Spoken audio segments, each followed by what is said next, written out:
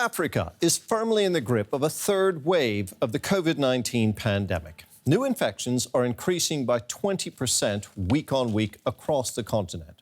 Congo, Namibia, Uganda are especially hard hit, with each country seeing its highest rate of infections since the pandemic began. South Africa is also suffering from a rapid rise in case numbers.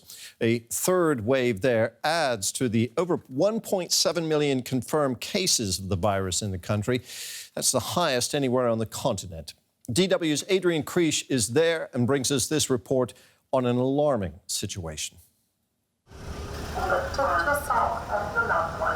The message shouldn't be new to anyone 1.5 years into a global pandemic. Wash your hands, maintain social distance, wear a mask. But the disaster management officers in Cape Town have observed that more and more people are not sticking to the rules.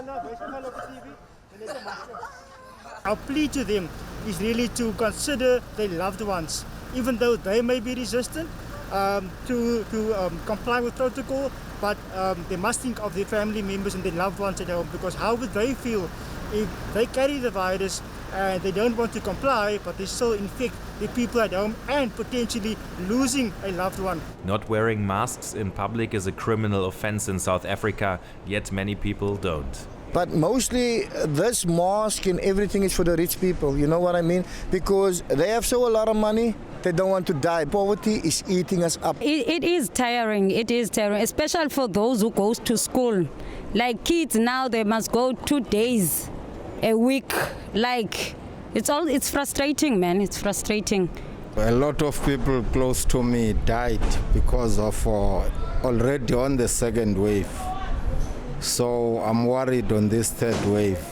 So far, the province of Gauteng around South Africa's economic hub Johannesburg has been hit particularly hard, making up for more than 60% of new infections. Scientists expect stricter lockdown rules soon, but will the third wave hit the entire country harder than the second? No, we don't expect in the other areas, at least in the coastal provinces of South Africa, to be worse than the second wave. Why that? Is because the second wave was very severe in the coastal regions of South Africa. And we also know from the science that we have done that people that got infected with the Beta variant had released very high level antibodies. So we expect to see a kind of population immunity around the coast. So it's your choice if you want to take it or not. It's not mandatory to take it, but use it for your form of... Back in Cape Town, the disaster management team is encouraging the elderly to sign up for a jab. We can't really speak to that degree, but what we have... But the problem is there are still not enough vaccines available. South Africa ordered vaccines for 75% of its population, but only about 3% were inoculated so far, mainly due to global supply shortages. The latest setback, about 2 million Johnson & Johnson doses that already arrived in the country, cannot be used because they were possibly contaminated during the production process in the USA. At the current pace, the vaccination campaign here won't make a big difference during this third wave.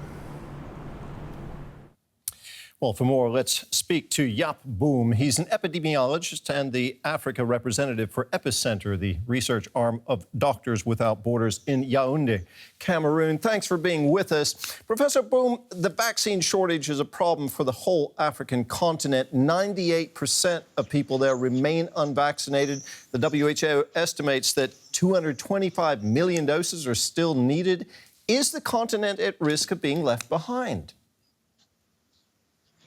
I think the continent has already been left behind. We are now in the 6 months since the Western country has received the vaccine, and now we are actually struggling to have some few doses for some of the countries that are the most exposed. So it is true that all the African countries don't face the same challenges, but you were showing South Africa, they are really into challenge and they don't have the vaccine, while it has been available globally. Well, yesterday, the WHO announced plans for setting up a vaccine production hub in South Africa. How significant is this? How fast can it help fight the pandemic on the continent? I think, first of all, it was inevitable to have the vaccine being produced in the continent. But for this third wave, for this current outbreak going on, it's a bit late. Actually, what we need now is to have dose of vaccine available. Even those one may be late for countries like Uganda, South Africa, Namibia, who are currently in the third wave. But it's already something good for the upcoming wave and also for the other diseases. Remember that we are going to produce those vaccines not only for COVID, but it might also be important for all the other diseases for which we are importing vaccine in Africa. Okay. Now, we've seen the more transmissible Delta variant of the coronavirus ravaging through India and now rapidly spreading around the world. How worried are you about the impact it will have on the African continent?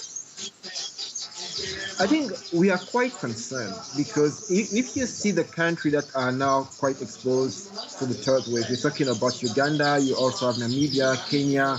Those are countries that have received a lot of travelers coming from India, which means that they are more exposed of having that Delta variant.